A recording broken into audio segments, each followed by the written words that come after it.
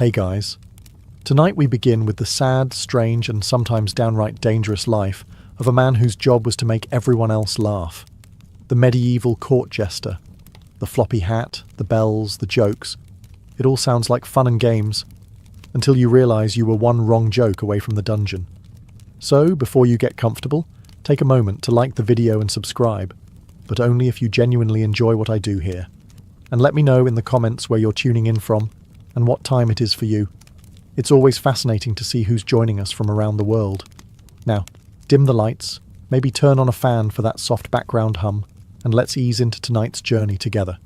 So, you want to be a court jester? Too bad. No one wants to be a jester. It's not something you train for. It's something that happens to you, like the plague, or being born left-handed in a world of swords. Most jesters didn't start out dreaming of juggling turnips in front of moody aristocrats. They were often chosen, not for their ambition or resume, but because of something unique about them. You might have had a limp, a hunchback, a high-pitched voice. Maybe you were unusually clever, unusually weird, or unusually short. Either way, someone important pointed and said, "That one, he's funny. Let's keep him." Congratulations. Your personality has been conscripted. Sometimes it started with a single joke. You made a noble laugh once at a feast, probably by accident. You slipped in the mud, or mocked a rival baron just loud enough to be heard. The next morning, you're not back in your peasant hut. You're in the castle, being handed a hat with bells and a new job description. Be entertaining forever. Other times, you were purchased. Yes, bought. Lords sometimes collected jesters, like they collected exotic animals or oversized goblets. If you were especially witty or weird-looking, you might get gifted from one court to another like a party favour wrapped in sarcasm. You didn't apply to be a jester. You got chosen the way a chicken gets chosen for the stew pot, suddenly and without consultation. And from that moment on, your life was no longer your own. You were the designated laugh dispenser, dragged out during feasts, summoned during tense political meetings, and paraded like a mascot when foreign diplomats came calling. You couldn't say no, you couldn't walk away. Not unless you wanted to return to the farm, or worse, get mistaken for a vagrant and end up in the stocks. Because in the medieval world, a man without a job, land, or purpose was just asking to be arrested for existing. So yes, in theory, you're an entertainer. But in reality, you're a high-pressure, low-pay, full-time joke machine kept on retainer by people who can have you whipped for bad timing. And that's just how the audition worked. You may not be on stage with a spotlight, but make no mistake. In the medieval court, you're always performing. Being a jester isn't a job you clock into. It's your existence. You eat, sleep, and breathe among nobles, but you're never really one of them. You're their entertainment, their curiosity, their live-in what-if scenario, the court's emotional support oddity. You're not allowed to be invisible. Everyone sees you, and they expect something the moment they do. A joke, a twirl, a clever insult at someone else's expense. You are, in essence, the world's most exhausted novelty act, forever one smirk away from being called boring. Even when you're not officially summoned to perform, you're still being watched. Walking through the great hall, better strut. Passing the Queen's table at supper, better wink or curtsy, ironically. Sitting alone in the corner for 5 seconds. Someone will say, "Why isn't the fool being foolish?" And heaven forbid you show a real human emotion. Sadness. That makes people uncomfortable. Anger. Dangerous. Quiet reflection. Suspicious. If you're not grinning like an idiot while half dancing on one foot, they assume you're planning treason. Worse still, you live in the palace but not like a prince. You sleep somewhere near the kitchens or tucked into a spare closet that used to house brooms. Your quarters are just close enough to hear all the laughter, but never be included in it. You eat what's left over, you wear what's given, you exist as a fixture of fun, not a person. And if someone important is bored or irritable, guess who gets summoned to fix it? You. If a nobleman's hunting party failed, if the wine cellar ran dry, if the king's favourite dog coughed weird. Someone is coming to knock on your door at midnight with, "Do something amusing." You are not allowed to be. You are only allowed to entertain. Which means the line between your true self and your persona gets so blurry, you forget who you were before the bells and jokes and forced smiles. In the medieval court, you don't just wear the costume, you are the costume. And trust me, the show never ends. Being a jester sounds fun, until you realise you're required to be funny constantly. You don't get to be off. You don't get quiet days. You don't get to have moods. Your entire identity is expected to be one endless laugh track, no matter what else is going on in the world, or your own life. Your job description? Be hilarious on demand, even if the Duke just buried his third wife, even if the kingdom is at war, even if you woke up with a toothache and crushed morale. Doesn't matter. You're still expected to juggle, tell a pun, or fall flat on your face with grace. No pressure, right? And don't even think about reusing jokes. These are nobles, after all. They want fresh entertainment.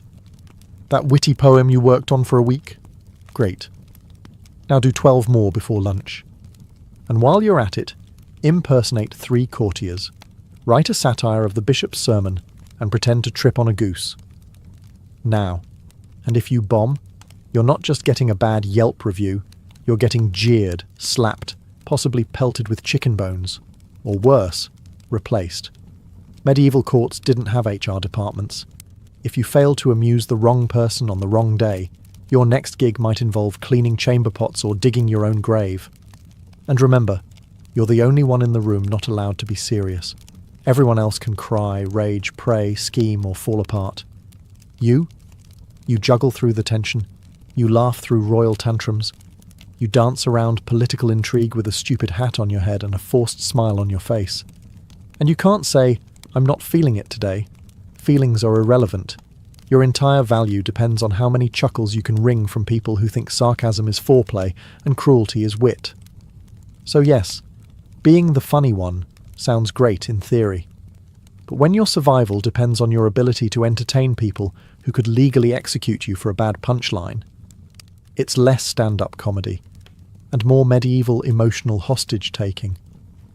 In a medieval court, the line between funny and offensive is razor-thin, and you're expected to tiptoe across it blindfolded, juggling insults. As a jester, your job is to mock, tease, and comment on everything. Kings, queens, clergy, guests, but never too harshly, never too directly, and never at the wrong moment. One misplaced quip about the king's expanding waistline, or the lord's 4th marriage, and suddenly you're not the funny man. You're the fool who crossed a line. And here's the real kicker. That line moves. On Monday, the Queen laughs when you joke about her cousin's gambling habits. On Tuesday, he's in the room and now it's treason. On Wednesday, she laughs again, but too hard, and the King looks displeased. On Thursday, you're being escorted out by guards for disturbing the peace of courtly decorum. There's no safe zone. Not really. Jokes about politics, risky, religion, suicidal, physical appearances, very dangerous. Royal failures, absolutely not. Unless you wrap it in 3 layers of metaphor and a juggling routine. Even then, maybe don't. Some jesters developed an art of truth through absurdity, couching social criticism in riddles, double meanings, and animal metaphors. The rooster with the sharp tongue and no eggs might want to crow less in the morning, you say, hoping the king laughs instead of orders your execution. But it's a gamble. Always. If the noble you mock is in a bad mood, that's your neck. If the bishop thinks your joke implies he's greedy, that's blasphemy. If the court turns against you, the same people who once roared with laughter will suddenly clutch their pearls and pretend they never found you amusing. And don't expect anyone to defend you. The jester isn't protected. You're not clergy. You're not nobility. You're a fool with a license to speak, a license that can be revoked with a single glare. Some jesters were whipped. Some were banished. Some were hanged. Others were retired, which in medieval terms often meant buried without a funeral. So yes, Humour was your weapon, but it was also your noose. And in court, timing was everything. Miss the beat. Lose your head. Before you even speak, the room is already laughing at what you're wearing. As a medieval jester, your wardrobe isn't made for dignity. It's made to humiliate. The moment you step into court, your entire outfit screams one thing. I'm not a person. I'm a punchline. Let's start with the hat. The famous coxcomb. A multicoloured, flopping-horned monstrosity with bells attached to the tips. Bells. Not because it helps with your performance, but because people want to hear you coming like a walking wind chime of low self-worth. Your tunic? A checkerboard of clashing colours. No sane tailor would combine on purpose. Yellow and blue. Red and green.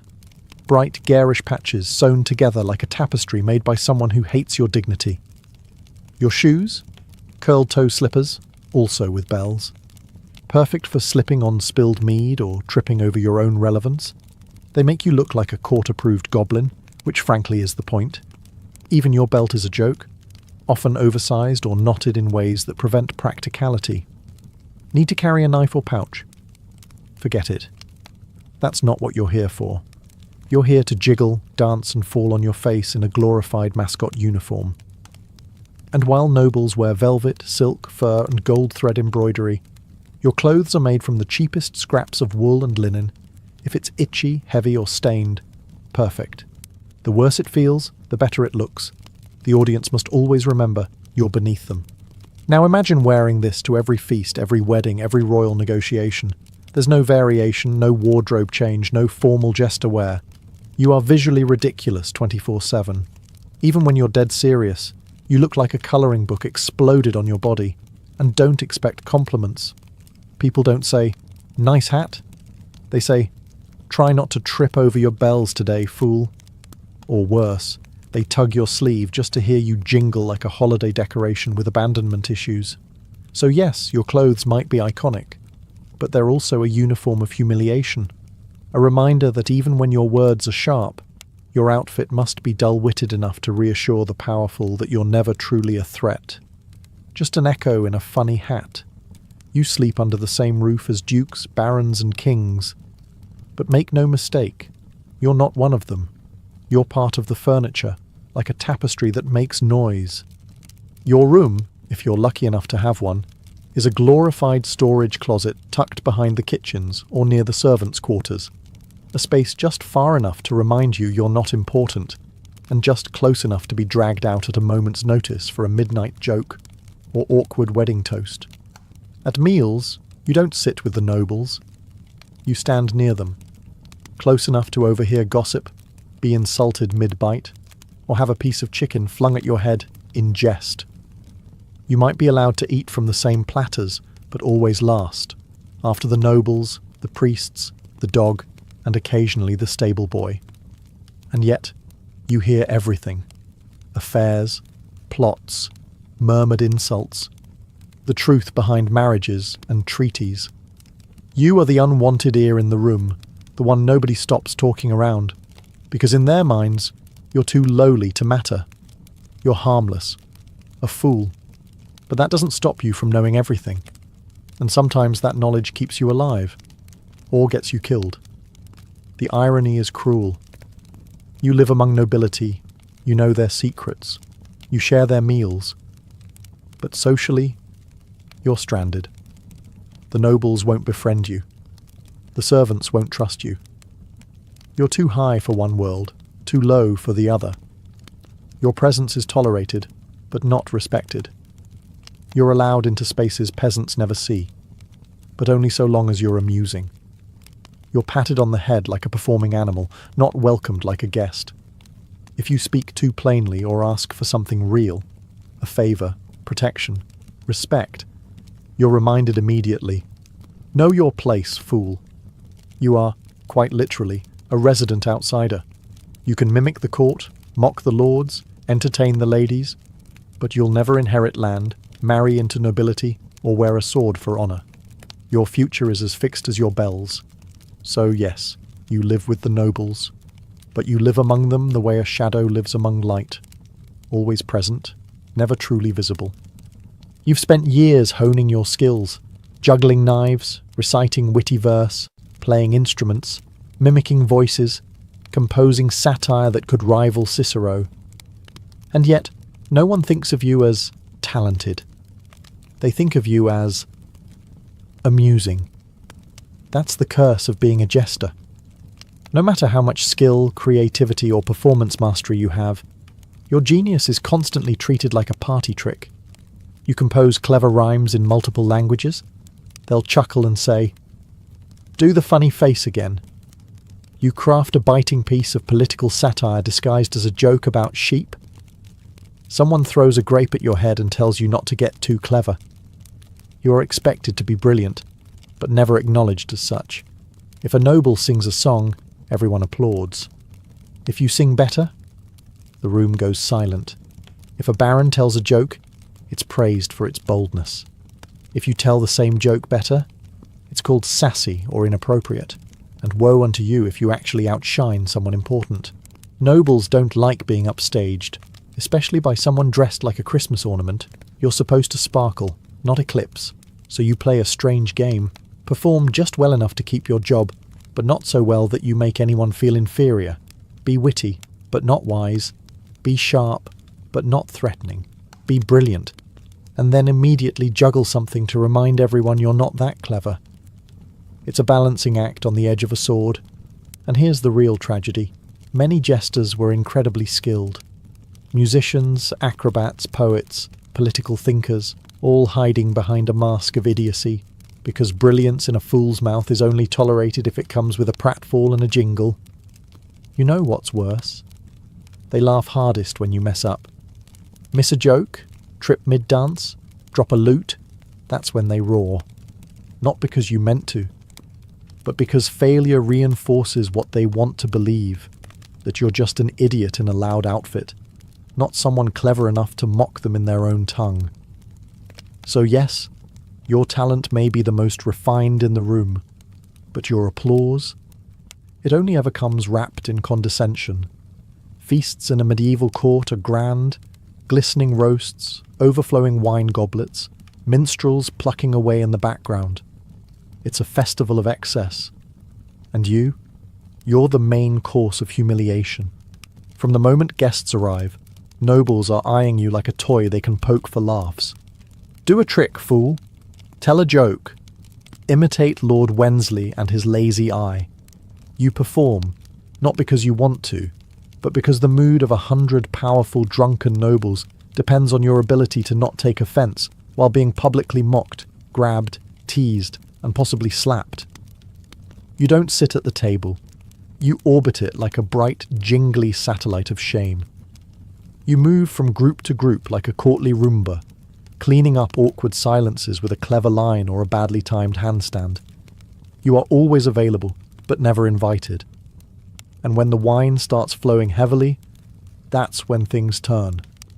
Suddenly your performance becomes a game for everyone else. Someone pulls your hat down over your eyes. Another demands a pig impression.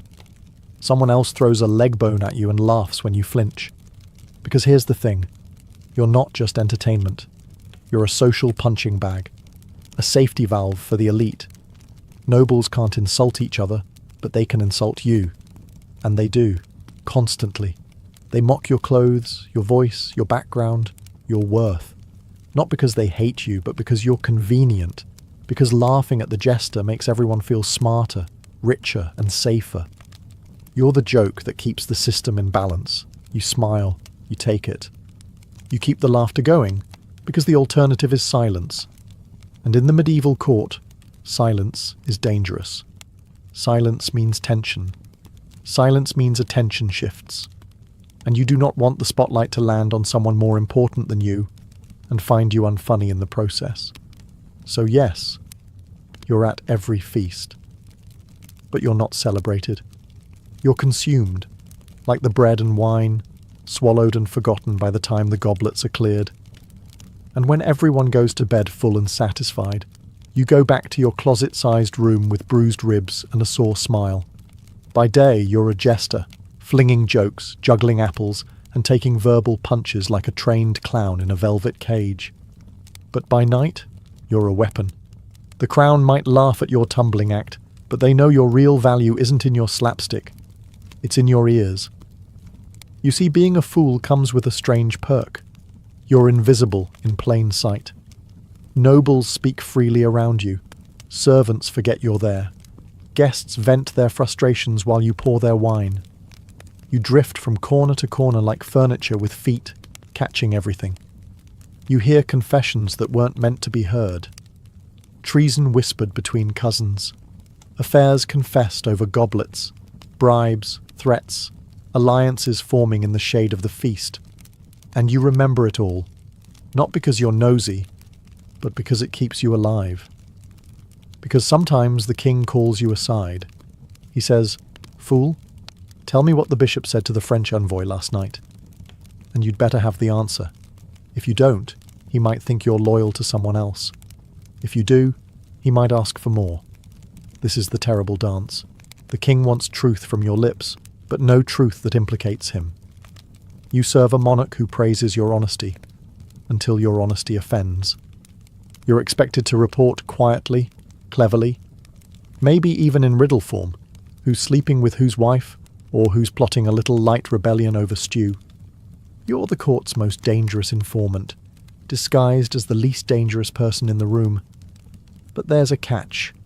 Everyone else knows it. The lords and ladies smile at you, but they don't trust you. Servants stop talking when you walk by. The guards eye you like you're holding a dagger behind your back. And in a way, you are. Your weapon is information. And information in a medieval court is just a sharp joke away from being deadly. So you're always listening. Always choosing which truth to tell and which one to bury under a harmless punchline. Because in a world full of swords and secrets, the most dangerous blade isn't forged from steel. It's tucked behind a fool's grin. In the medieval court, your job is to keep everyone else laughing, even when you're falling apart inside. Your dog died? Doesn't matter. The queen still expects you to make a joke about her cousin's wig. You've got a fever. Too bad. The duke had a bad hunting day, and he needs a laugh before he throws his plate. Your heart's broken? Keep dancing, fool. This is a wedding. You are not allowed to have feelings, unless they're funny ones. Sadness? That's selfish. Anger? Insubordination. Fatigue? Laziness. Anything short of cheerful absurdity is treated like a betrayal. If you show real emotion, people get uncomfortable. Not because they care, but because you're failing your function. They don't see you as a person with a soul and scars. They see you as court furniture with jokes. You're expected to absorb everyone else's moods and reflect none of your own. You must sit through drunken tirades, mocking laughter, passive-aggressive insults, and the occasional flying chicken leg. And smile through it all. Sometimes you perform while grieving. Sometimes you perform while ill. Sometimes you perform while quietly begging the universe to just let you disappear behind a curtain and cry for 5 blessed minutes. But there's no curtain. No privacy. You're always on, and the idea of vulnerability doesn't fit your costume. And here's the cruelest twist. When nobles do notice you're down, they don't ask what's wrong. They say, "Why aren't you being funny today?" Or worse, "Maybe the fool's finally lost it. Shall we find a new one?" So what do? You turn your pain into performance. You make your heartbreak a punchline. You laugh first and louder before they can. You build a fortress of wit around your exhaustion, and you don't let anyone see inside. Because the moment they realize the fool is human, the illusion shatters, and so does your job. So yes, you had feelings. You just learned to bury them under bells and jokes, like everyone expected. Because in the court, when everyone else gets to feel things, the fool is the one who pretends nothing hurts. Medieval kings were not known for emotional stability. One bad dream, one spoiled roast, one poorly timed sneeze from a foreign diplomat, and the entire mood of the court shifts like a thundercloud with a crown. And guess who they all look at when the king furrows his brow or frowns into his goblet? You. Because if the monarch isn't smiling, Clearly the fool isn't doing his job. It doesn't matter that you were up late performing at a feast, or that your voice is hoarse from singing, or that you told 12 jokes this morning that got genuine chuckles from 3 knights and a cook. If the king wakes up irritable, the court looks at you like you personally ruined breakfast. You're not just the jester. You're the court's emotional insurance policy. Did a trade negotiation fail? The king's advisors mutter, "Perhaps the fool didn't lighten the tension enough." Did the queen scowl during mass? Maybe the jester made a joke in poor taste. Did the king stub his toe on a chamber pot? Has the fool been leaving things about again? Sometimes it's subtle. A snide comment, a disapproving glare. Other times it's direct. "Entertain me, fool. I'm in a foul mood, and your head's in the balance." And they're not kidding. You're one ill-timed silence away from being demoted to stable cleaner or worse, executed for being unfunny. And even when it's not your fault, it becomes your burden. You must fix the mood, patch the tension, make the royal toddler laugh so no one notices the king just broke a goblet over the steward's head. You become a human emotional thermostat, adjusting yourself endlessly so everyone else stays warm and content. But here's the thing. No one ever thanks you. If the king's mood improves, it's because his wine was strong. If he laughs, it's because someone told him a joke earlier, not you. If he doesn't laugh, you're at fault. Either way, you lose. So yes, in a court of paranoia and politics, you, the jester, are somehow both irrelevant and responsible for the mood of the most powerful man in the kingdom. And if he doesn't laugh, you'd better start praying. You may live in the castle, wear bells on your hat and share jokes with kings. But make no mistake, you are not free. In fact, you're more trapped than most. Because being a medieval court jester isn't just a job. It's an identity that consumes you. Once you're labelled the fool, that's it. There's no promotion, no career change, no, "I'd like to try something different." You're a lifelong performer, whether you want to be or not. It doesn't matter if you're aging, tired, or sick. You don't get to retire. There's no pension, no cosy cottage waiting at the edge of the kingdom. You don't become a merchant or a monk or a respected elder. You're not master whatever your name was. You're still the fool, just slower, sadder, and with fewer teeth. And the worst part? Even if you're brilliant, no one will ever see past the hat. You might write poetry. You might speak 4 languages. You might secretly know more about statecraft than the royal council. But when you speak, everyone hears bells and expects pratfalls. You could warn of war and be ignored, but if you slip on a turnip, they'll laugh for hours. You've become a costume with a voice. And try leaving? Good luck. You're not trained in a trade. You own no land. You have no connections outside the castle walls. If you wander into a town, you're not seen as that sharp-witted court performer. You're just a strange, poorly dressed man babbling about dukes and drama, probably mistaken for a madman or vagrant. And if you do leave, and somehow survive, what then? You'll miss meals. You'll be forgotten. And sooner or later, some lesser noble will say, "Bring back the old fool, he made us laugh." And just like that, you're dragged back in, because you're not a man. You're an object that people remember when they're bored. So you stay. You perform. You laugh at your own pain, because the alternative is terrifying. Because once you're the fool, you stay the fool. Forever. Here's the strange thing about being a fool. In a room full of nobles, bishops, and knights, you might be the only one allowed to speak the truth. Everyone else in court speaks in riddles. Diplomats flatter. Courtiers scheme. Servants lie to survive. But you? You've got one strange, dangerous privilege. You can say what others can't. You can mock a policy the king refuses to reconsider. You can whisper jokes that call out corruption. You can impersonate the baron who's clearly embezzling grain, or the duchess with a suspiciously close friendship to the bishop's nephew. And somehow, get away with it. But let's be clear. Getting away with it doesn't mean you're safe.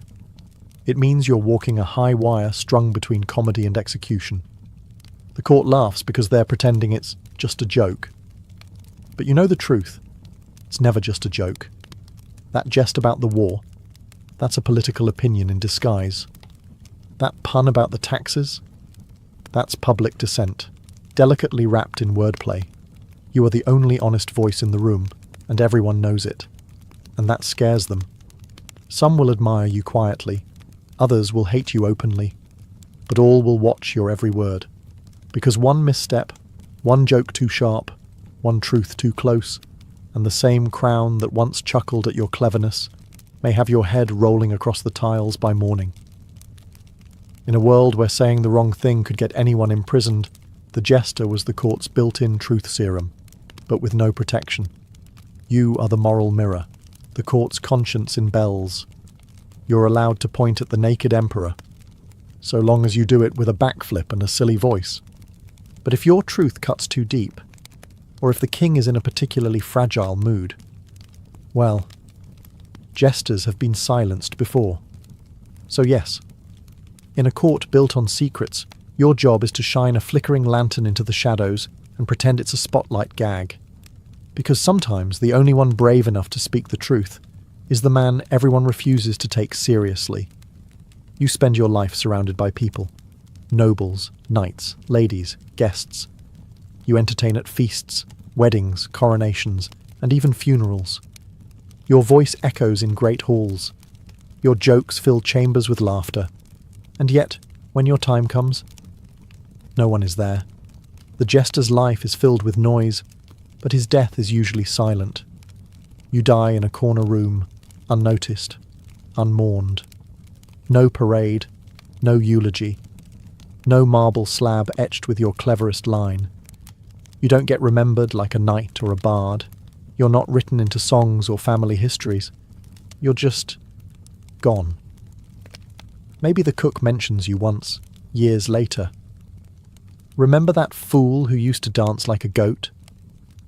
Maybe a new jester finds your old bells in a drawer and doesn't ask whose they were. Or maybe no one remembers you at all, because someone else took your place before your bed even went cold. Because you weren't a person to them, not really. You were a sound, a colour, a flicker of amusement, replaceable, disposable, and the very thing that made you valuable, your ability to disappear behind a joke, is the same thing that ensures you're forgotten. You never marry. You never have heirs. You never own land or build a name. You make everyone else feel important, but you leave no legacy of your own. Even your closest friend in court, the steward who once laughed at your imitation of the bishop, won't visit your grave. You might be buried outside the churchyard, because fools weren't considered holy enough for consecrated ground. Too many jokes, not enough prayers. You lived for their laughter. You measured your worth in their joy. But laughter is fleeting. It echoes once and fades. And when you're gone, the halls grow quiet, until the next fool arrives, juggling for applause. So yes, your life brought others cheer. You made kings forget their worries, and lords drop their pride. But when your candle finally burns out, there's no crowd, no fanfare, just silence. And maybe, just maybe, the soft jingle of bells, remembered by no one. To the lords and ladies of the medieval court, the jester was entertainment, comic relief in a tense world of politics, war, and ceremony. But look closer, and you'll see, the jester wasn't just there to amuse. He was there to remind. He was a walking contradiction. Low-born, yet allowed to mock kings. Powerless, yet speaking truth to power. Ridiculed, yet feared. He stood at the centre of the feast, jingling and spinning, not to be celebrated, but to be studied. Because the jester was a mirror. His jokes revealed things no one else dared to say. His puns disguised political commentary. His mimicry revealed hypocrisy. And every time he made the room laugh, he also made it squirm, because somewhere in the slapstick there was always a sliver of truth. The fool was safe to laugh at, until he wasn't, until he pointed out too much, until the room realized, this man in bells and rags understands us better than we'd like. And so he became more than a performer. He became a symbol, a reminder that power is fragile, that truth, even dressed in comedy, can be dangerous, that laughter is a weapon, one that can cut deeper than any sword. In a world obsessed with order and hierarchy, the jester was the exception, and that's what made him so necessary. He walked the halls of power not because he was respected, but because he reminded the powerful of what they feared most: being ridiculous, being exposed, being human. But the joke, in the end, was never truly on the nobles. It was on him. He sacrificed dignity, freedom, legacy, and peace of mind for the fleeting approval of people who would never see him as an equal. His genius was hidden beneath absurdity, his wisdom wrapped in wordplay, his truth dismissed as foolishness. And yet, centuries later, we still remember him, not as a clown, but as something more complex, more haunting, more real. The medieval jester was not a joke. He was a warning that sometimes the only one telling the truth is the one you're busy laughing at. Long before curtains rose and actors bowed, ancient theatre was born in a swirl of wine, masks, and divine chaos. It didn't start with playwrights or applause. It began with Dionysus, the Greek god of wine, fertility, ritual madness, and performance. In 6th century BCE Athens, theatre wasn't just culture, it was cult. The earliest dramas emerged during the City Dionysia, a spring festival honouring the god himself. Citizens flooded the city in celebration. Livestock were sacrificed. Wine flowed like rivers. And in the midst of this revelry, something miraculous happened. People started acting, not pretending, but becoming, taking on voices not their own, dancing in frenzied circles, chanting choruses that blurred the line between prayer and performance. The centerpiece, a dithyramb, a wild hymn-like chant, performed by a chorus of up to 50 men, moving in rhythm, faces masked, eyes aflame with ecstasy. These weren't actors as we know them. They were vessels, mediums, each voice a drop in the divine pool of Dionysian energy. Then came a man named Thespis. Legend says Thespis stepped out from the chorus around 534 BCE and spoke as a character, rather than as part of a group. Just like that, the concept of an actor was born. That's why we still call performers thespians today. Imagine it, one man, alone on stage, claiming to be someone else. It must have felt like blasphemy, or magic. The Greeks were hooked. What began as sacred ritual started evolving into structured performance. Playwrights like Aeschylus and Sophocles would soon refine it further, adding a second and third actor, introducing dialogue, plot, and the idea of dramatic conflict. But the spiritual core never left. These early performances took place in massive open-air theatres carved into hillsides, most famously the Theatre of Dionysus in Athens. It could hold up to 17,000 spectators, all gathered in a semicircle to witness something that straddled religion, art, and civic duty. So no, theatre didn't start in silence. It arrived loud, masked, drenched in wine, and fueled by gods. The stage wasn't just a place to pretend, it was a portal to myth, madness, and meaning. And it all started with the need to celebrate something bigger than ourselves. Welcome to the stage. As Greek theatre matured, it became more than divine devotion. It became a mirror through which Athenians could see their own fears, failures, and fleeting glories reflected under the Mediterranean sun. But to truly understand that mirror, we have to talk about two things: tragedy and masks. Tragedy, or tragoidia, literally goat song, is a word that still echoes in modern storytelling, but its origins are hazy and strange. It might refer to goats sacrificed to Dionysus, or perhaps the prize, a goat, awarded to the best performer. Either way, by the 5th century BCE, tragedy had crystallized into a formal art. The plays were structured, poetic, and overwhelmingly fatal. Think fate, betrayal, vengeance, hubris, and gods who toyed with mortals like cats play with mice. And at the centre of it all were masks. Greek actors didn't just play roles, they transformed. Each actor, typically male, could portray multiple characters using distinct masks. A twisted mouth for sorrow, a wide-eyed face of fear, a delicate feminine mask for goddesses and queens. These masks weren't subtle. They were oversized, stylized, and often exaggerated, so even the person in the worst seat at the top of the amphitheater could feel the character's emotion. Behind the mask, the actor's voice was everything. Projection and clarity mattered more than naturalism. With no microphones or lighting, actors had to command a sea of thousands using nothing but breath, tone, and precise physicality. One actor might kneel in grief, another might howl into the sky, all of it unfolding beneath the open heavens. Tragedians like Aeschylus, Sophocles, and Euripides revolutionized the form. Aeschylus added a second actor, Sophocles a third, and Euripides brought psychological depth and raw emotion that made his characters bleed on the page. They tackled themes of divine injustice, war trauma, and the limits of human reason. Oedipus, Antigone, Medea. These weren't just plays. They were philosophical battlegrounds. And yet, despite all this darkness, Greek theatre wasn't a funeral.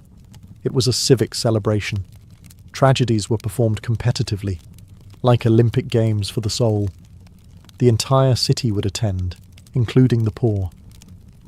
Wealthy citizens even paid for the production as a form of public service. The stage had become sacred ground, and the mask, a tool of revelation. The Greeks had found a way to stare into chaos, and call it art. While tragedy grappled with gods and doom, Greek comedy pulled down its tunic and mooned the universe. By the late 5th century BCE, as Athens blossomed into a cultural and intellectual superpower, comedy emerged as its rebellious younger sibling. It was raw, irreverent, and loud, a theatrical playground where no one, not even the gods, was safe from ridicule. If tragedy asked, "What is the meaning of suffering?" comedy asked, "Why is Zeus such a pompous idiot?" The master of this art was Aristophanes, the Shakespeare of satire. His plays like Lysistrata, The Clouds and the Frogs were brilliant, bawdy, and biting. Lysistrata, for example, tells of women who withhold sex to force their men to stop waging war. It was revolutionary, hilarious, and politically loaded. Imagine watching a play where the characters are making fun of your government, your neighbours, and your own bad habits, and everyone's laughing in the open. Comedy plays were still part of religious festivals, like the City Dionysia, often performed right after the tragic trilogies. The audience would go from crying over Antigone to roaring with laughter as a chorus of dancing sausages mocked corrupt politicians. Masks in comedy were even more exaggerated than those in tragedy. Grotesque faces with bulging eyes, snub noses, and enormous, male appendages to guarantee laughter even from the back row. Costumes were padded, wigs were wild, and the chorus might show up as frogs, wasps, birds, or clouds, depending on the joke. But Greek comedy wasn't all slapstick. It was deeply political. Aristophanes attacked warmongers, philosophers, and playwrights with surgical precision. The Clouds mocked Socrates so ruthlessly that some scholars believe it contributed to the public mistrust that eventually led to his trial. As the classical age matured, comedy evolved. New comedy, in the 4th century BCE, softened the satire and focused on domestic plots. Mistaken identities, romantic entanglements, clever slaves outwitting dim-witted masters. Playwrights like Menander laid the groundwork for what would later influence Roman comedies and even modern sitcoms. Greek comedy was more than laughter. It was truth-telling in disguise. A democratic city speaking to itself in riddles and punchlines, masks and music, dance and defiance. Where tragedy asked, "What is fate?" comedy replied, "Isn't it ridiculous how we try to control it?" When the Romans inherited the stage from the Greeks, they didn't whisper tragedy into the wind. They built colossal amphitheatres, stuffed them with thousands of spectators, and said, "Let's make it louder." Theatre in ancient Rome was never just about art. It was about power, performance, and pleasing the masses. The earliest Roman plays were translations of Greek works, adapted by playwrights like Livius Andronicus and Plautus, who Romanized the humour, dialed up the physical gags, and simplified the plots for wider appeal. The result? Theatre that was rowdy, fast-paced, and obsessed with mistaken identity, lewd jokes, and ridiculous characters who always ended up running in circles. Plautus and his successor Terence are remembered for refining Roman comedy, turning it into a genre of clever slaves, clueless lovers, and fathers in crisis, characters that would become templates for Western comedy for centuries. Their plays didn't just entertain. They poked fun at Roman society's absurdities, snobbery, greed, social climbing, and hypocrisy. But Roman tragedy was a different beast. While Greek tragedies were philosophical and poetic, Roman tragedies, especially those of Seneca, were intense, violent, and sometimes downright disturbing. Seneca's Thyestes, for example, features a scene where a man unknowingly eats his own children. Not exactly a night of light entertainment. Seneca's influence, however, wouldn't peak until much later. In his own time, Roman tragedy played second fiddle to what truly won the public's favour: spectacle. Romans loved blood, noise, and grandeur. Theatre often competed with chariot races and gladiator fights, so playwrights and producers upped the drama, literally. Staging was lavish. Some productions featured trapdoors, cranes, and even water effects. Music was everywhere, often drowning out the dialogue. Actors wore masks similar to the Greeks, but their performances leaned more on exaggerated gesture than nuanced emotion. And in some extreme cases, deaths on stage weren't acted. They were real executions woven into the story. That's Rome for you. For emperors, the theatre also became a tool of propaganda. Augustus and Nero used it to promote imperial ideology. Nero, in fact, fancied himself an actor and forced audiences to sit through his endless performances, or risk execution for walking out. In Rome, the stage was a battleground for attention, glory, and influence. Less sacred than Greek theatre, but far more sensational. It was no longer about catharsis. It was about control. Far from the marble stages of Greece and the booming arenas of Rome, a different form of theatre blossomed in ancient India, one that was rich in spirituality, philosophy, and refined aesthetics. Indian theatre wasn't born in festivals of wine, but in the quiet depths of sacred texts and oral tradition. Its foundation lies in the Natya Shastra, an ancient Sanskrit treatise on drama attributed to the sage Bharata, dated somewhere between 200 BCE and 200 CE. This wasn't just a manual on performance, it was a cosmic blueprint. According to the text, theatre was created by the gods as a divine offering to humanity, a way to educate, entertain, and uplift the soul. The Natya Shastra outlines everything: stage construction, character types, gestures, facial expressions, music, and even the psychological effects of drama. It emphasizes rasa, the emotional essence evoked in the audience. Whether it's Shringara, romantic love, Karuna, compassion, or Raudra, fury, each play aimed to stir the soul and guide it toward enlightenment. Performances were elaborate, yet disciplined. Actors trained for years in voice, movement, and mudras, codified hand gestures used to express meaning without words.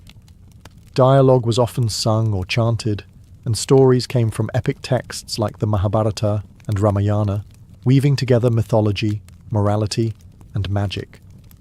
One of the earliest known playwrights was Kalidasa, whose drama Shakuntala still stands as a masterpiece of world literature. His works weren't just popular, they were revered. Audiences expected to be moved emotionally and spiritually. They came not just for a story, but for a refined experience of being. Theatre in India was inclusive in an entirely different sense. While elite courts often sponsored performances, folk traditions also flourished. Sanskrit theatre existed alongside regional village drama, puppet theatre, and dance drama forms like Kathakali and Yakshagana, each with its own rules, costumes, and musical rhythms. Unlike in Rome, where the goal was spectacle, or in Greece, where the aim was civic reflection, Indian theatre sought to harmonize, to balance emotion, intellect, and spirit. It was both performance and prayer, art and dharma.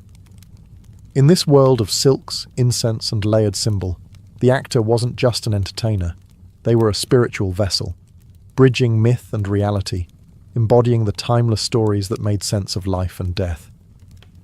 In ancient China, theatre didn't erupt into existence. It unfolded, like a delicate fan, over centuries of music, dance, and ritual. Before there were scripts and actors, there were shamans, court performers, and sacred ceremonies blending movement with meaning. Chinese theatrical roots stretch back over 3,000 years to the Zhou dynasty, when masked dances known as nuo were performed to ward off evil spirits. These weren't for laughs, they were solemn, spiritual affairs. Over time, these rituals evolved, absorbing elements of storytelling, mime, and music. By the Tang dynasty, 7th–10th centuries CE, a true theatrical form was taking shape, one that balanced aesthetics, discipline, and philosophy. The Tang court, under Emperor Xuanzong, even established the Pear Garden, the first known royal acting academy. Actors trained in voice, dance, acrobatics, and gesture. It's no wonder that performers in traditional Chinese theatre are still called children of the Pear Garden today. But it was during the Yuan dynasty, 13th–14th century, that Chinese drama truly bloomed. Under Mongol rule, Confucian censorship loosened, and popular entertainment surged. Zhazhu, a genre of poetic drama, rose in prominence. It featured structured arias, comic interludes, and strong female leads, sometimes played by actual women, a rarity in global theatre history. Enter Guan Hanqing, a Yuan playwright often compared to Shakespeare. His works, like The Injustice to toBe, were packed with emotional depth, social critique, and lyrical beauty. They told stories of unjust rulers, moral dilemmas, and tragic heroines, with performances relying on symbolic gesture, stylized movement, and minimal scenery. The audience was expected to read the body as much as hear the words.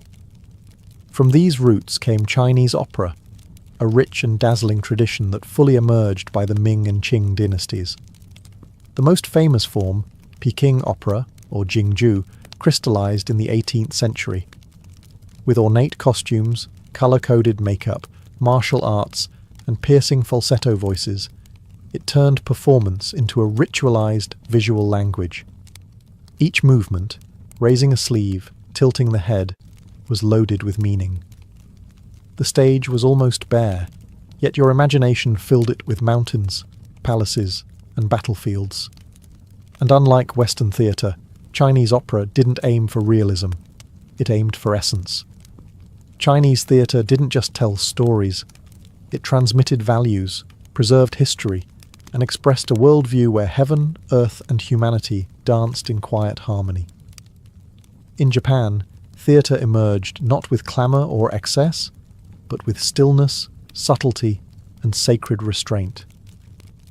Among the world's oldest surviving theatrical forms, No is unlike anything that came before or after.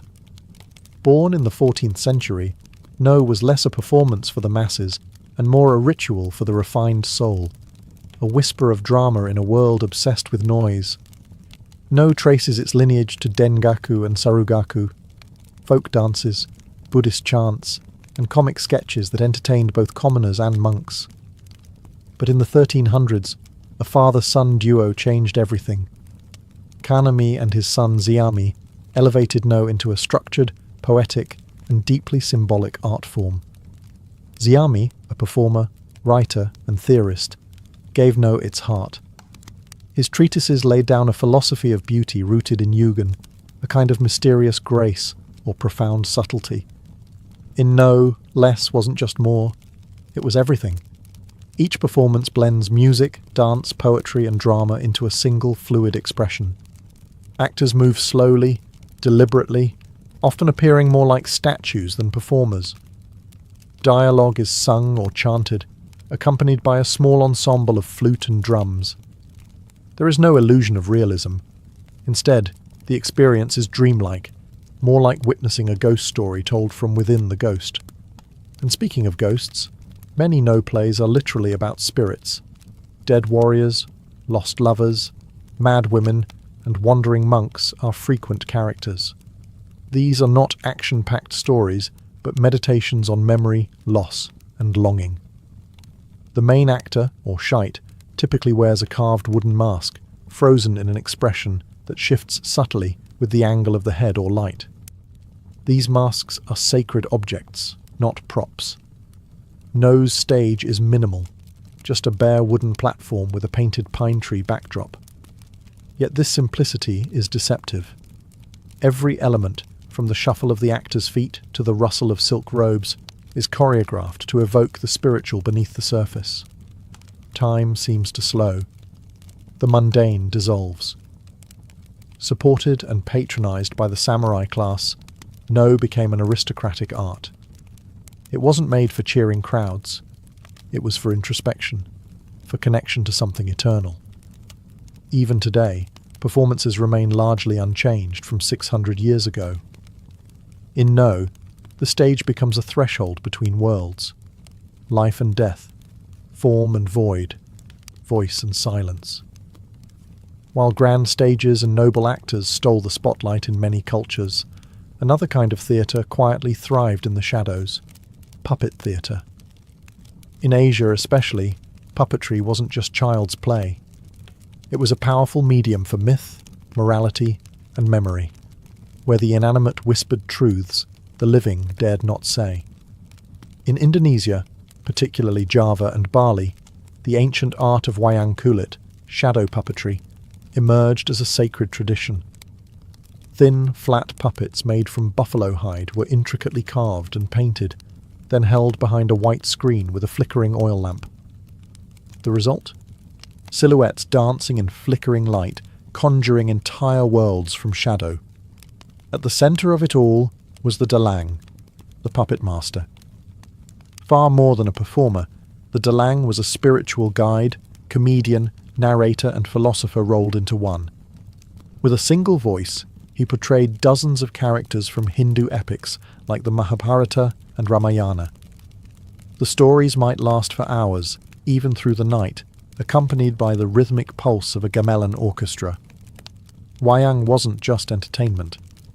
It was a ritual act, often performed during temple festivals, births, funerals, or political ceremonies. Each puppet symbolized more than a character.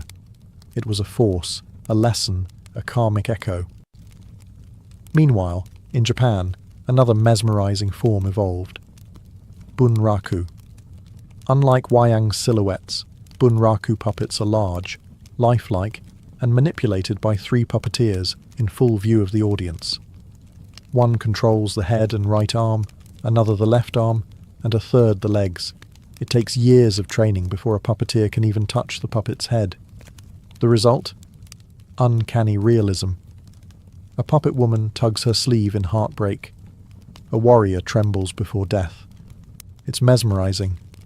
The narration, however, is delivered by a single chanter, seated beside a shamisen player. His voice becomes thunder, tears, whispers, rage. The puppets move, but the soul comes from his throat. Puppetry thrived precisely because it could say what humans couldn't. In strict societies, puppets mocked emperors, questioned fate, and explored forbidden love or vengeance without retribution. After all, it wasn't a man accusing the king, it was just a doll. Whether in flickering shadows or under full lantern light, puppet theatre turned wood and string into mirrors, reflecting the deepest fears, dreams, and truths of the cultures that created them. From the drunken chants of Dionysus to the silent grace of No masks, ancient theatre didn't simply vanish. It echoed forward, reshaping how we tell stories even today. Its legacy isn't just etched in stone ruins or dusty scrolls. It's alive in every stage, screen, and script. The Greeks gave us structure. Their innovations, dialogue, dramatic conflict, character arcs, are the very bones of modern storytelling. The three-act play. That's Aeschylus whispering through time, the tragic hero undone by hubris, straight from Sophocles. Even the concept of a fourth wall, that invisible boundary between actor and audience, was something the Greeks played with centuries ago. The Romans, for all their love of spectacle, passed down a different inheritance: theatre as mass entertainment. Their open-air amphitheatres became the architectural model for everything from Shakespeare's Globe to modern sports arenas. And their comedies, full of farce, mistaken identities, and bawdy misunderstandings, laid the groundwork for Western sitcoms and slapstick. In the East, the impact of theatre is no less profound. Indian drama, with its focus on emotional resonance and the balance of aesthetic moods, rasa, influenced not just performance but classical dance, cinema, and poetry. The philosophical weight of the Natya Shastra continues to inform Indian storytelling today. Chinese opera, with its colour-coded symbolism and stylized expression, inspired centuries of visual storytelling. Even martial arts cinema owes much to the rhythmic, choreographed combat of opera performers. Meanwhile, Japan's No and Bunraku remain living traditions, still performed, still revered, their minimalism influencing modern directors like Kurosawa and even Western experimental theatre. And the puppets? They've multiplied. From shadow plays in Southeast Asia to digital avatars on TikTok, the idea of animating the inanimate remains irresistible. Puppetry's ability to distill emotion into pure gesture has influenced everything from children's television to avant-garde performance art. But perhaps the most enduring legacy of ancient theatre is this: the human need to perform, to watch and be watched, to slip into another's skin and return changed. Every ritual, every meme, every monologue on a dim-lit stage is part of that same lineage, a search for meaning through motion, mask, and voice. So the next time you see a play, a film, or a TikTok skit, remember, you're witnessing not just entertainment, but a sacred echo. Theatre may have evolved, but it has never stopped being our oldest and most honest mirror. Sinane was born into a world where bloodlines were everything, and hers was sharp as a sword. Her father was Philip II of Macedon, the man who turned a fractured kingdom into a military machine. Her mother was Ordata, an Illyrian princess from a fierce warrior tribe to the west. Most Macedonian princesses were groomed for alliances and silk-draped diplomacy. But Sinane? She was raised for war. From the moment she could walk, Sinane lived under the weight of two powerful legacies: the tactical brilliance of her father and the unbreakable spirit of her Illyrian mother. While other royal girls were learning to weave, she was learning to wield a spear. Ordata, unlike most Macedonian queens, didn't just tolerate this, she trained her daughter herself. In Illyrian culture, women could fight alongside men. Strength wasn't just admired, it was expected. Sinane's early life was steeped in discipline. She rode horses across jagged terrain, practiced swordplay in the heat of the day, and studied the movements of armies instead of embroidery patterns. In the palace of Aegi, where her father plotted conquests, Sinane absorbed everything. She listened at the edges of war councils, watched how generals deferred to Philip, and understood, far too early, that power wasn't given. It had to be taken. Being Philip's daughter came with advantages, but also danger. Her half-brother Alexander, born to Olympias, would become the centre of Philip's world. The court buzzed with ambition, rivalry, and suspicion. Macedon wasn't a peaceful place, even at its peak. Murders, exiles, shifting alliances. This was her childhood. But Sinane was no passive observer. Even as a girl, she cultivated presence. She trained harder, spoke more boldly, rode faster. She knew her name would never be Alexander, but she could still carve her own legacy in the cracks between empires.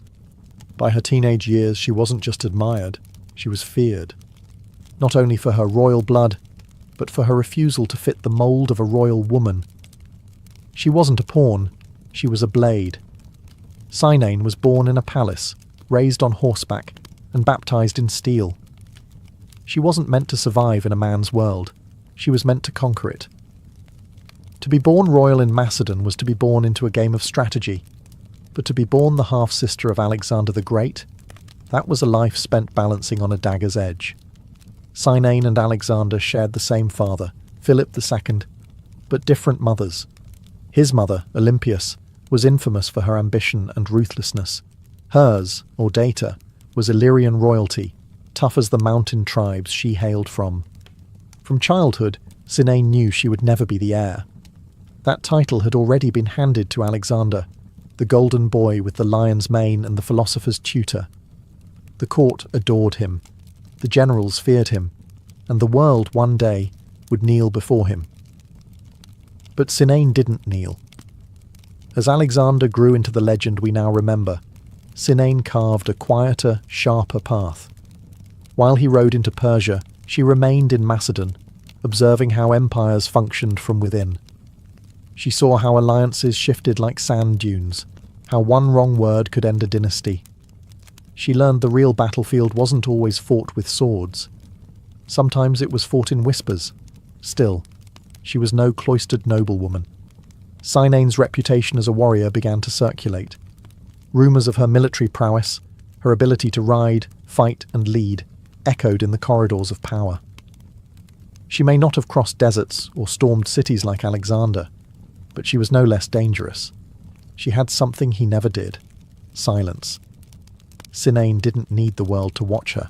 She needed them to underestimate her. But in a kingdom obsessed with lineage and legitimacy, blood was currency, and Cynain had plenty of it. She was not only the daughter of Philip, but the sister of the king, and her Illyrian bloodline connected her to another branch of warriors. She could unite kingdoms, or break them. She didn't challenge Alexander, not directly. There was no battle between them. But she was a constant reminder that power didn't belong only to men. Her presence, her lineage, and her skill were threats. Quiet ones, but threats nonetheless. And when Alexander marched east to chase immortality, Cynain stayed behind, watching the gears of empire turn. Waiting, studying. Because even the greatest shadow can't cover everything. Not forever. Cynain wasn't content with being a figure of quiet potential. She made herself legend through action. While Alexander built his empire abroad, Cynain found her own battlefield at home. And unlike many royal women of her time, she didn't just lead from behind a curtain. She rode in armour, led troops, and fought on horseback like a Macedonian general. Her most famous moment came when she led a military campaign into Illyria, the very land of her mother. It wasn't just a symbolic march. Cynain actively commanded troops, organised strategy, and fought in combat. In a time when even noblemen often avoided the front lines, a royal woman charging into battle was both shocking and awe-inspiring. And it wasn't just for show.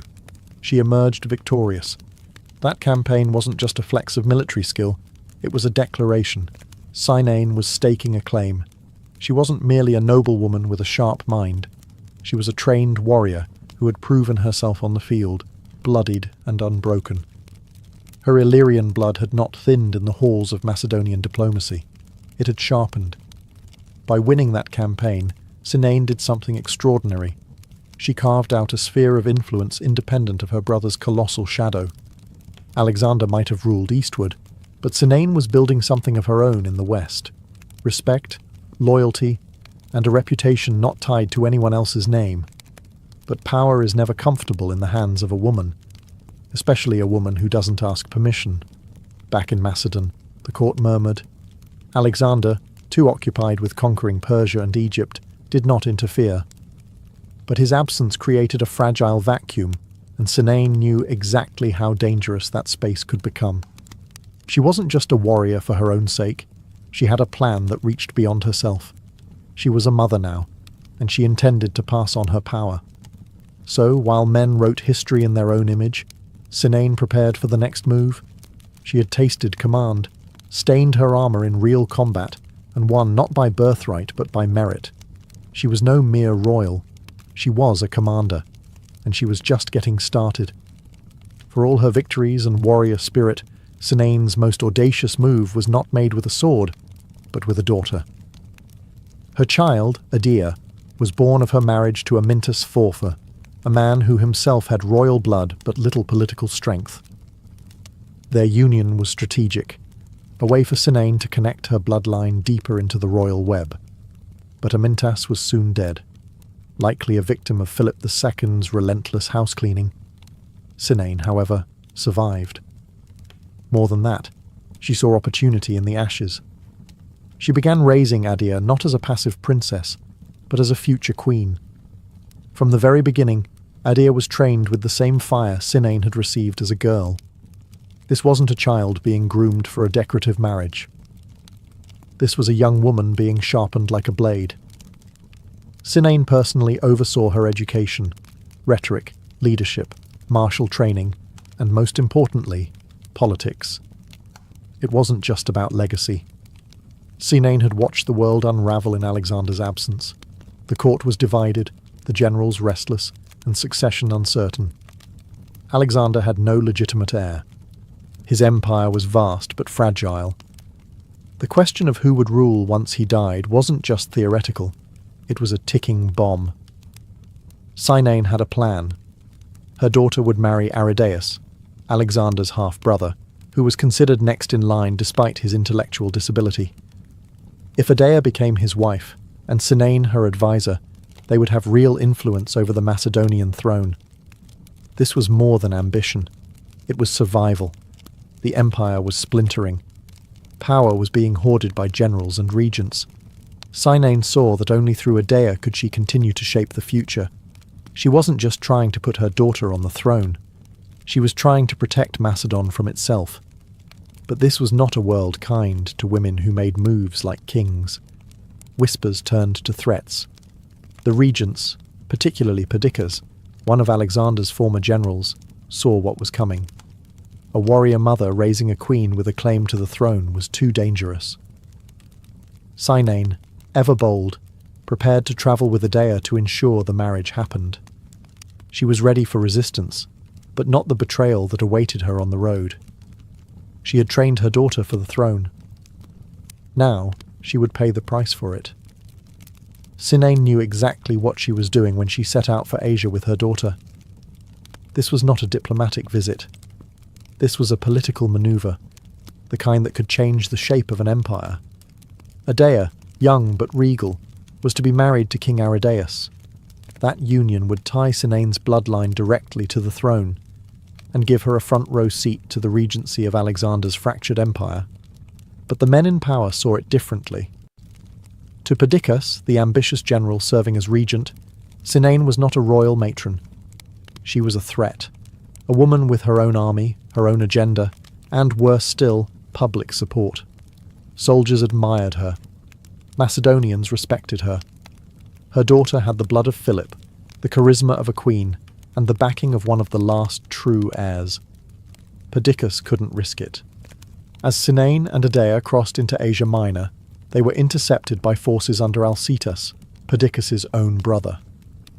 The moment was tense, the outcome chillingly swift. Sinane, unarmed but unshaken, stood her ground.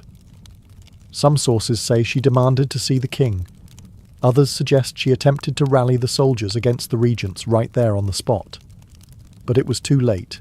The order had already been given. Sinane was assassinated, likely by Alcetus himself, or under his command. On the road, far from court, far from justice. She died not in battle, but by betrayal, stabbed not for her crimes, but for her ambition. What happened next shocked even hardened Macedonian veterans. The very soldiers who witnessed her murder reportedly rebelled. Sinane, after all, was the daughter of Philip II, a war hero in her own right. Killing a woman of her stature wasn't just a crime, it was sacrilege.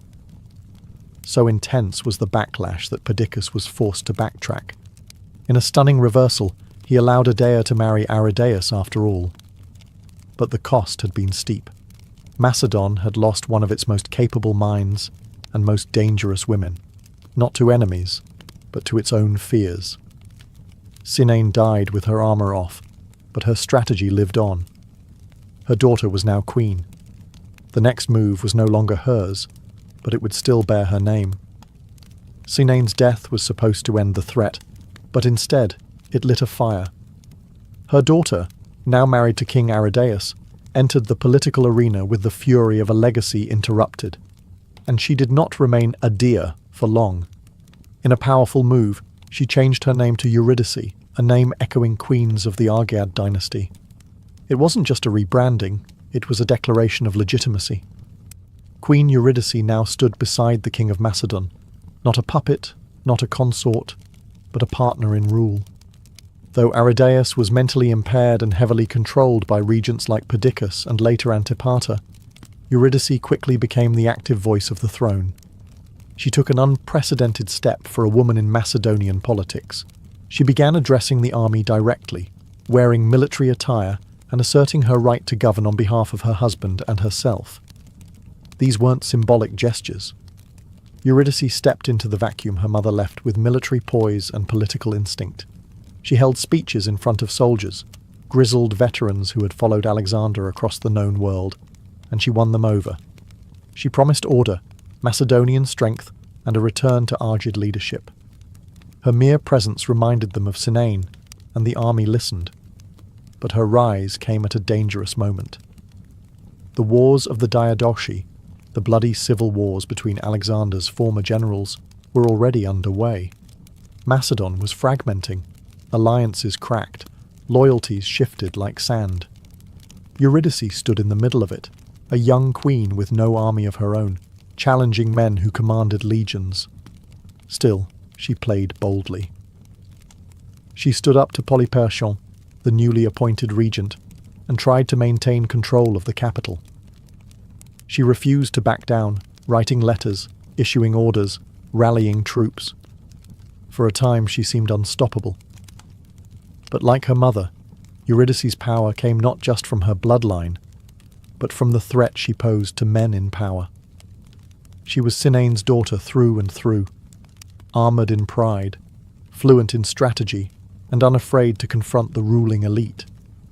Her story, like her mother's, would be defined not by submission, but by defiance. And though she now wore the crown her mother had fought for, the enemies gathering around her would not tolerate a queen who ruled like a king.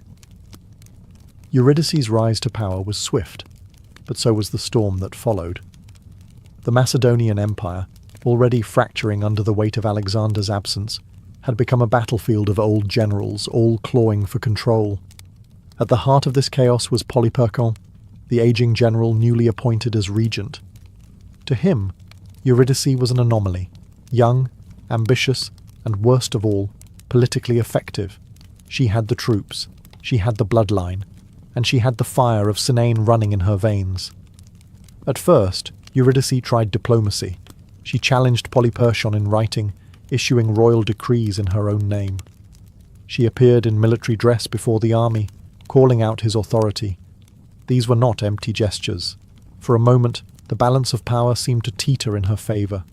Many in the army remembered her mother, and some were willing to follow her. But Polyperchon wasn't alone.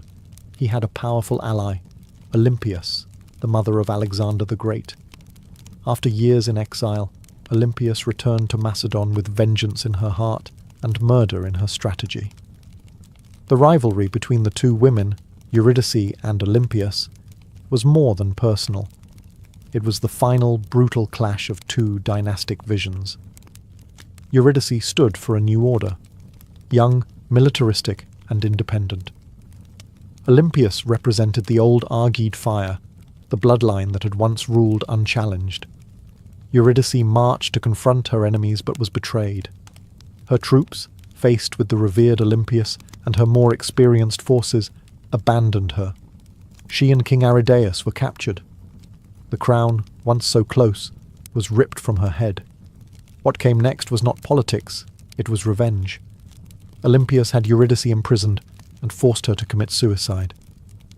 The daughter of Sinane, like her mother, died not in battle, but because she dared to claim power in a man's world. Her husband was murdered soon after. Their deaths weren't just executions. They were warnings, etched in blood, sent to every woman who might think of leading armies or wearing crowns. But even in death, Eurydice left a mark. Her story became legend, whispered among soldiers, and remembered by historians as a flash of defiance in a darkening world. She had inherited her mother's soul and shared her fate. Cynain and Eurydice are rarely mentioned in the same breath as Alexander, Philip, or Olympias. Their names linger on the margins of history, footnotes in an empire obsessed with male conquest. Yet their lives, full of courage, strategy, and resistance, carved a path through the brutal politics of their time. They were more than noble women.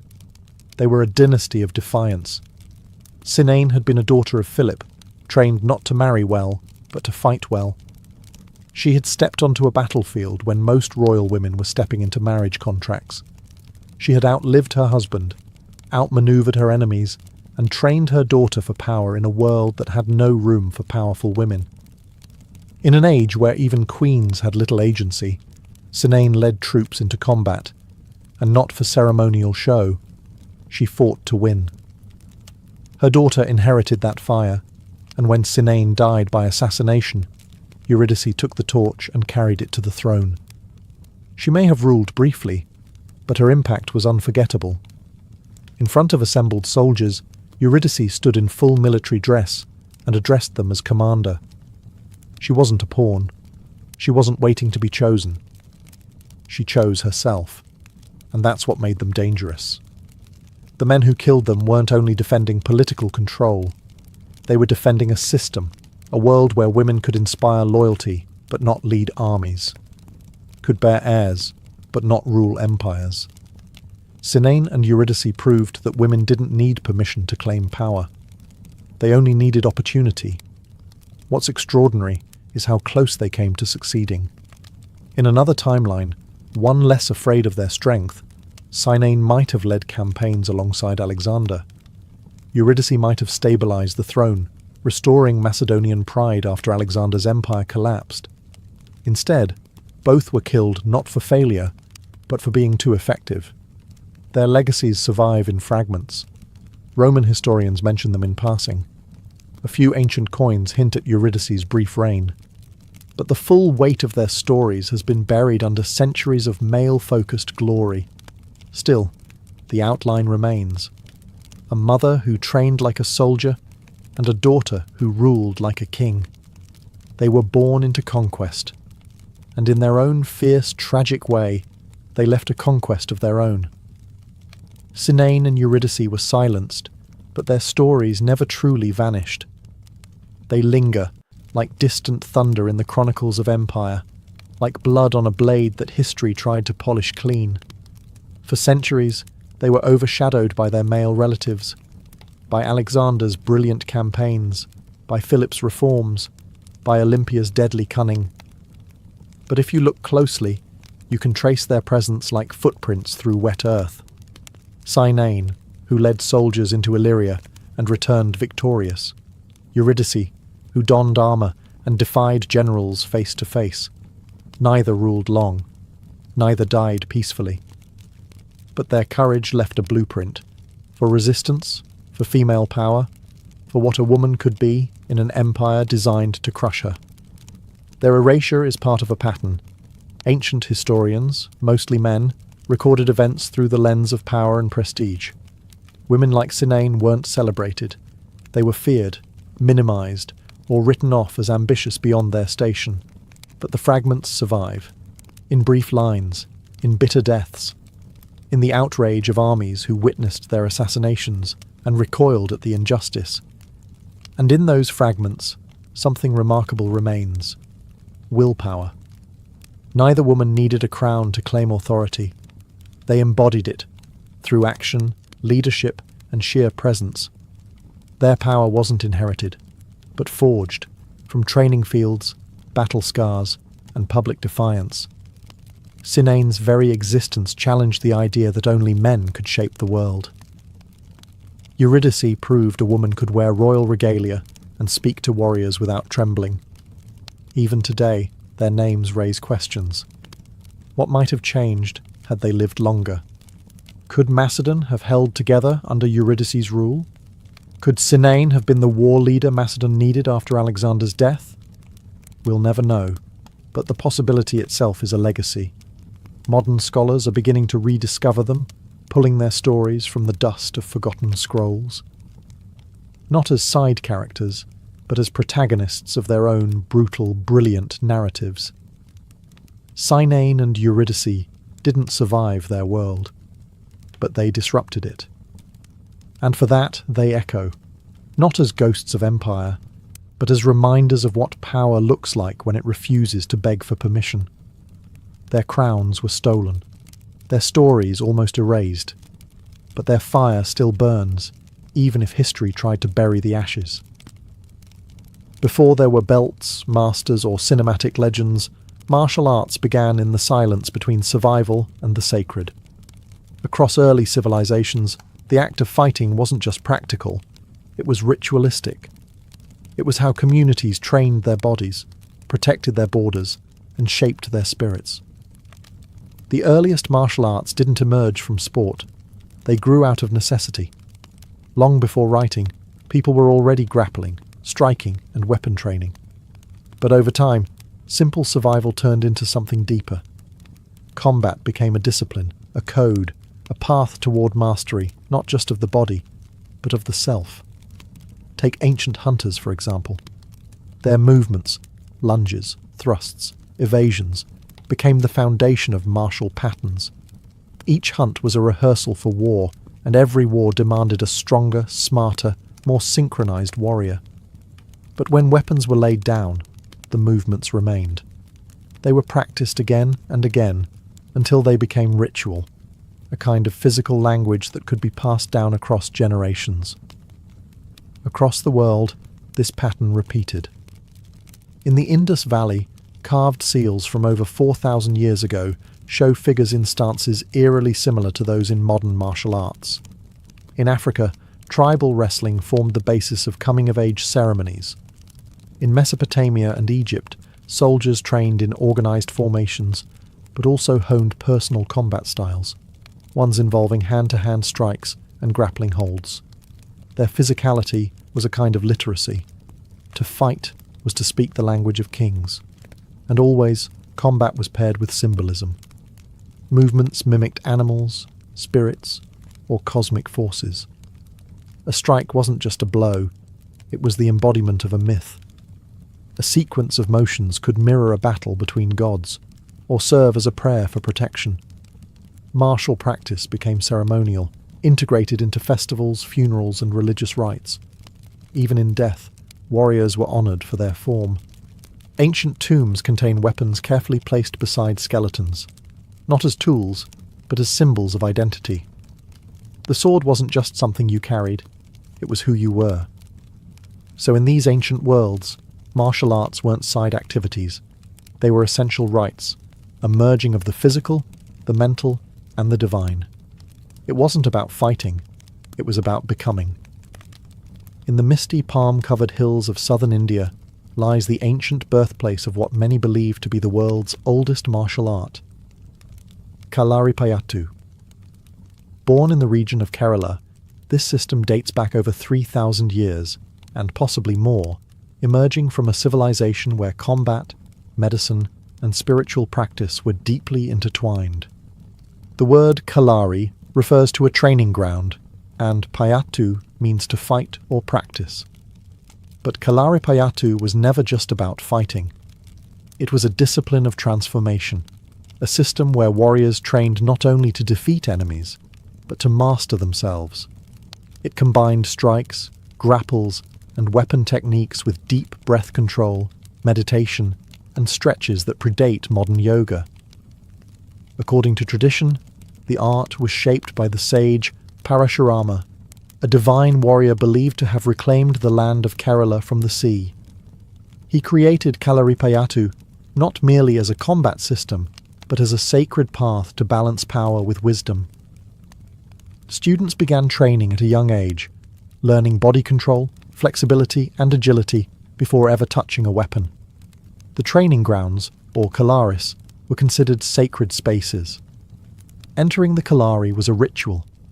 Students bowed to the earth, the gods, and their master. Lessons began with Mepayatu, the body conditioning sequences. These were fluid, almost dance-like routines meant to awaken every muscle, tendon, and joint. The movements drew from nature, the strikes of the snake, the grace of the peacock, the ferocity of the lion. Weapons came later: wooden sticks, curved swords, daggers, spears, and the legendary urumi, a flexible, whip-like blade so dangerous it required total body mastery to wield safely. But alongside combat, students also learned Ayurvedic medicine, how to heal what they had the power to hurt. And there was always philosophy. Kalaripayattu taught humility, patience, and respect for life. Victory without control was failure. Power without compassion was chaos. When foreign invaders arrived, first the Portuguese, later the British, Kalaripayattu was suppressed. But it never died.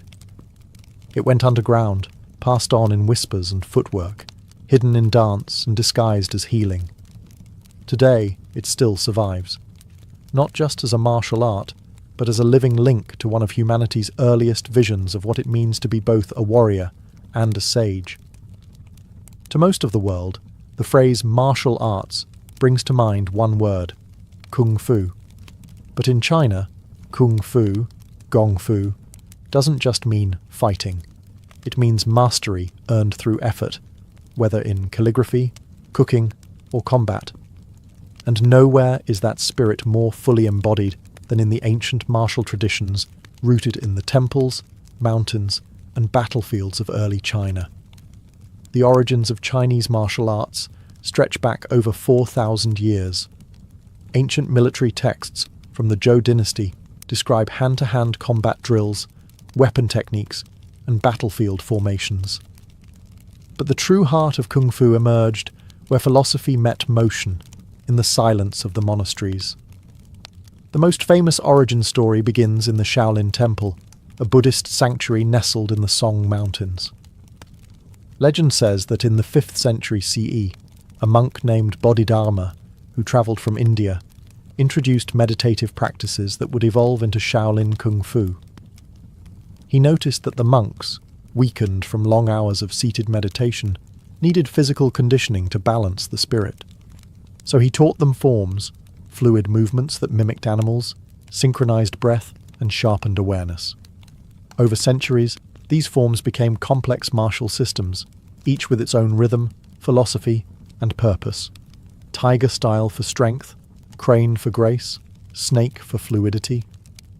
Every motion was a metaphor for a principle: attack with speed, defend with emptiness, strike with inner stillness. Shaolin monks weren't just fighters, they were spiritual athletes. They believed that to master combat, you must first conquer the self. This wasn't about brute strength, it was about internal power. The idea of qi, life energy, was central. Movements weren't random. They were vessels for circulating qi, balancing yin and yang, aligning body with cosmos. Kung Fu also branched beyond Shaolin. Taoist monks in the Wudang Mountains developed their own soft flowing styles, like Tai Chi, which emphasized harmony, breath, and the redirection of force. These styles prioritized energy control over impact, showing that martial power could come from yielding, not clashing. Throughout dynastic wars, cultural revolutions, and modernization, Kung Fu endured, not just as combat training, but as a living philosophy. It taught ethics, restraint, and discipline, to fight without anger, to win without arrogance. Because in China, the true enemy was never just an opponent. It was imbalance within. In the dust of ancient Greek arenas, under the blazing sun of Olympia, there was a martial art so raw and so complete, it made even seasoned hoplites flinch. It was called pankration, a word that means all powers, or total strength. And it wasn't just a sport, it was warfare stripped of weapons and placed at the feet of the gods. Pankration first entered the Olympic Games in 648 BCE, and almost immediately it became legendary. A blend of wrestling and striking, this was full-contact combat at its most primal. Competitors punched, kicked, grappled, choked, and broke bones. The only two rules? No biting. No eye gouging. Everything else was fair game. But pancration wasn't chaos. It was discipline. Fighters trained in strategy and control, not wild brutality. They studied the mechanics of the human body, where to strike, how to pivot, when to lock a joint or crush the windpipe. They trained relentlessly in the palestra, where gymnastic conditioning met hand-to-hand tactics. Pancratiasts were admired not just for strength, but for technique and mental toughness. And the art wasn't confined to the games. Greek soldiers practiced pancration for the battlefield. It was part of the warrior's toolkit. If your spear broke, your shield splintered, and your sword fell, you fought with pancration. Close quarters, bare-handed, and unforgiving. Legendary tales grew around its champions. One speaks of Aristion of Phigalia, who died during a match after locking his opponent in a final submission hold. Though lifeless, his opponent conceded defeat, and Aristion was crowned victor posthumously. He became the embodiment of what pancration represented, absolute commitment, even unto death. Yet like many ancient martial systems, pancration faded with time. When Rome absorbed Greece, gladiatorial spectacle overtook it. Later, with the fall of the pagan world and the rise of new cultural orders, its practice all but vanished. But its legacy lived on, in the philosophy of using the whole body as a weapon, in the balance of aggression and control, and in the roots it planted in modern combat sports like MMA. Today, historians and martial artists alike view pancration as one of the most complete fighting systems of the ancient world. Because to the Greeks, true strength wasn't just about violence. It was about mastering every part of yourself in the moment when everything else was lost. When we think of ancient Egypt, we think of pyramids, pharaohs, and gods with animal heads. But beneath the golden mask of Tutankhamun and the shadow of the Sphinx was a militarized civilization where martial skill wasn't just a soldier's tool, it was a path to honor and status. Egypt's earliest records of martial arts appear not in text, but in art. On the walls of tombs in Beni Hassan, dating back to around 2000 BCE, there are over 400 depictions of grappling techniques, throws, locks, and stances. These images, striking in detail, show that Egyptian warriors trained in unarmed combat with surprising sophistication. Wrestling was not a pastime, it was a national passion. Young nobles trained in martial disciplines from an early age. Combat was seen as both physical excellence and spiritual preparation. The soldier wasn't just a fighter. He was a protector of Mayat, the divine balance of the world. To train the body was to prepare to defend that cosmic order. But Egypt's martial tradition extended far beyond wrestling.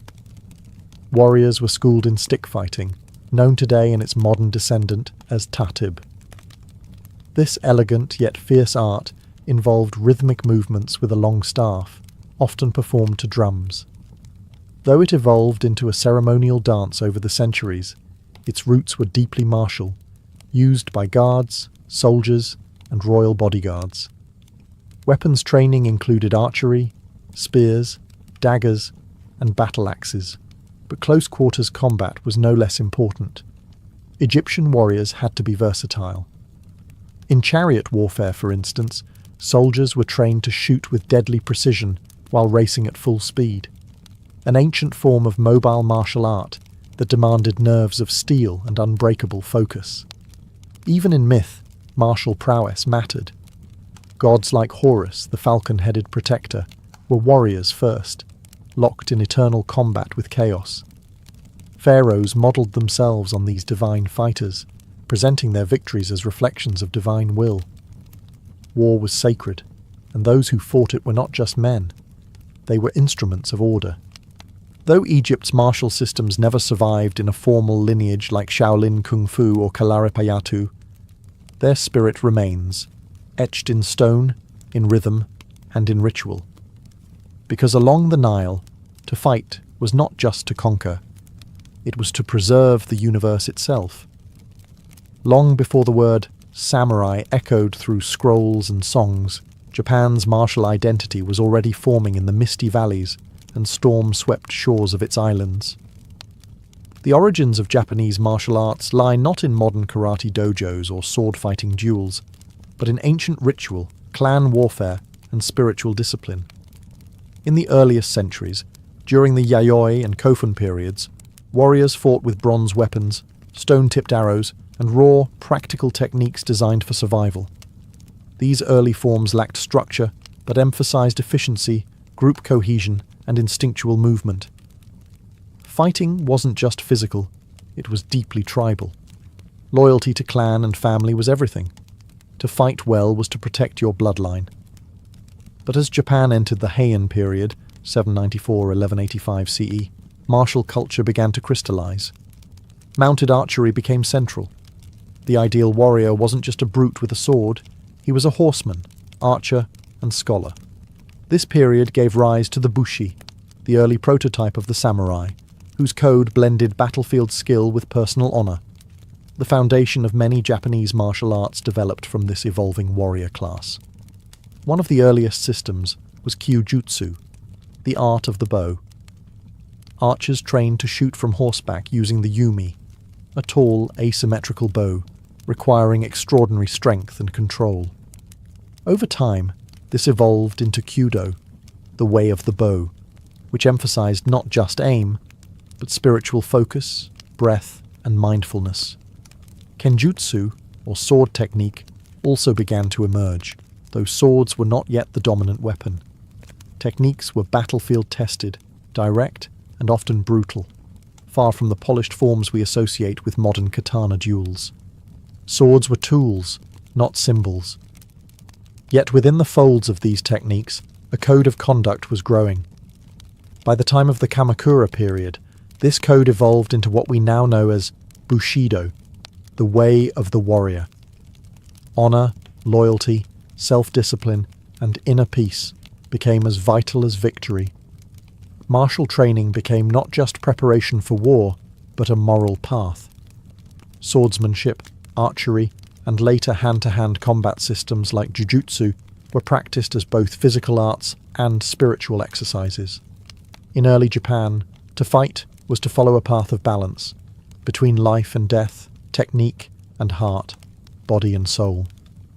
And the warrior wasn't just expected to win, he was expected to die well. When we talk about the origins of martial arts, Africa is too often left out of the conversation. But across this vast and diverse continent, ancient cultures developed powerful, sophisticated, and deeply rooted martial traditions, systems shaped by survival, spirituality, and ceremony. These weren't just methods of combat, they were expressions of identity, heritage, and sacred duty. One of the most enduring African martial practices is dambe, the ancient combat sport of the Hausa people in West Africa. Traditionally performed by butchers and members of warrior guilds, dambe combines bare-knuckle boxing with powerful low kicks. Fighters wrap one hand, called the spear, in cloth or hardened rope, while the other remains open for defense. Matches often take place during harvest festivals and public gatherings, turning combat into celebration.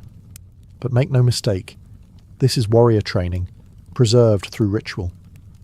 In Senegal, another ancient tradition thrives, layam, or Senegalese wrestling. More than a sport, layam is a national art form, its roots reaching back to pre-Islamic times, when it served as a rite of passage for young men. Wrestlers engage in powerful grappling, accompanied by drums, dance, and spiritual chants. Before combat, fighters often consult marabouts, spiritual leaders, who offer charms and blessings. Strength alone won't guarantee victory. One must also have spiritual favour.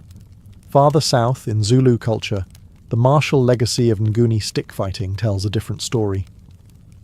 Practiced by young Zulu boys as part of initiation and military training, this art involves a striking stick and a blocking stick, used in lightning-fast exchanges. Beyond preparing boys for future combat, stick fighting also built courage, reflexes, and a warrior's mindset. Even the legendary Shaka Zulu, was said to have refined battle techniques by observing and modifying traditional stick-fighting strategies into formations that reshaped southern African warfare. In Ethiopia, historical paintings and manuscripts depict soldiers using spears, shields, and short swords in tightly organized formations, sometimes accompanied by wrestling traditions that emphasized throws and body control, skills necessary in both battle and ritual. In African martial arts, the line between fight and festival, battle and belief, was always thin. Movement was meaning. Combat was culture. And across the continent, the warrior was more than a fighter. He was a protector, a performer, and a living vessel of his people's spirit. Long before European ships touched the shores of the Americas, the indigenous peoples of the continents had already developed rich and complex martial traditions. These systems weren't organized into schools or written down in manuals, but they were real, practiced, and deeply embedded in culture, ceremony, and survival. Among the Aztecs, martial culture was central to civilization. From an early age, boys were sent to Telpochcali, or youth training houses, where they learned warfare, discipline, and weapons handling. The macahuitl, a wooden sword embedded with obsidian blades, was a symbol of elite warriors. It could slice through flesh with terrifying ease. But Aztec martial arts were more than technique. They were tied to religion. Warfare was a sacred duty, a way to capture prisoners for ritual sacrifice, and a path to honor in the afterlife. Aztec warriors were organized into elite orders, such as the Eagle and Jaguar warriors, whose names weren't just titles, they were spiritual identities. Combat was a way to embody the spirit of the animal, to transform oneself into a living weapon guided by divine purpose. Farther south, the Inca Empire had its own formidable martial culture. While the Inca are better known for engineering and empire building, they trained soldiers extensively. Their warriors used slings, spears, bolas, and clubs with strategic precision, and trained in formations suited to mountain warfare. Young warriors were taught strength, endurance, and loyalty to the state. Warfare was not just political, it was ritualized, a test of cosmic balance. In the North American regions, many indigenous tribes practiced warrior rites tied closely to spiritual life. The Lakota, Apache, and Comanche, for example, had deep warrior traditions involving stealth, ambush tactics, horsemanship, and close-quarters combat. Skills were honed through hunting, scouting, and intertribal conflict. But what mattered as much as bravery was humility. The ideal warrior was disciplined, honorable, and bound to the welfare of the tribe. Combat training was often expressed through games and dances, ritualized forms of preparation that built strength, reflexes, and unity. The war dance wasn't just theatre. It was a moving invocation, blending spirit with strike, rhythm with readiness. Across the Americas, martial arts weren't isolated techniques. They were extensions of worldviews. To fight was to serve, not just the tribe, but the land, the ancestors, and the balance of all things. What began as survival, how to hunt, how to defend, how to kill, became something far deeper. Across the ancient world, martial arts evolved into spiritual disciplines, tools for shaping not just warriors, but entire cultures. From India to China, from Africa to the Americas, every civilization developed its own system of combat. But what unites them isn't just the strikes, holds, or weapons. It's how those movements became ritual. Training grounds turned into sacred spaces. Warriors became symbols of cosmic order. Combat itself became a path, not to destruction, but to self-mastery. These early martial arts didn't teach violence for its own sake. They taught control, humility, and balance. In Kalaripayattu, the fighter is also a healer. In Kung Fu, the battle is internal as much as external. In Pankration, the test is mental endurance as much as physical skill. Even in the tribal dances of Africa and the war games of the Americas, the lesson is the same. True strength lies not in dominance, but in discipline. Over time, many of these traditions were suppressed, scattered, or transformed by conquest, colonization, and modernization. The British banned Kalaripayattu. Chinese martial arts were driven underground during political upheavals. African systems were masked in ritual to survive. Native American combat knowledge was pushed aside by force, and yet none of it truly disappeared. Fragments survived in folk dance, oral storytelling, community rituals. Others resurfaced in modern martial arts, reborn in karate, judo, capoeira, MMA, and more. The roots are ancient, even if the forms are new. Today, when someone steps onto a mat, bows before a teacher, or learns a new technique, they're not just learning how to fight. They're participating in a lineage that stretches back thousands of years, where motion is memory and every movement is a whisper from the past. The ancient masters may be gone, their battles long finished, but their philosophies endure. They taught that martial arts are not about defeating others. They're about defeating yourself, again and again, until ego, fear, and rage fall away. What remains is stillness, precision, purpose. Because in the end, every martial art, no matter its origin, tells the same story. The journey of a human being learning how to be strong, not just with the fist, but with the spirit.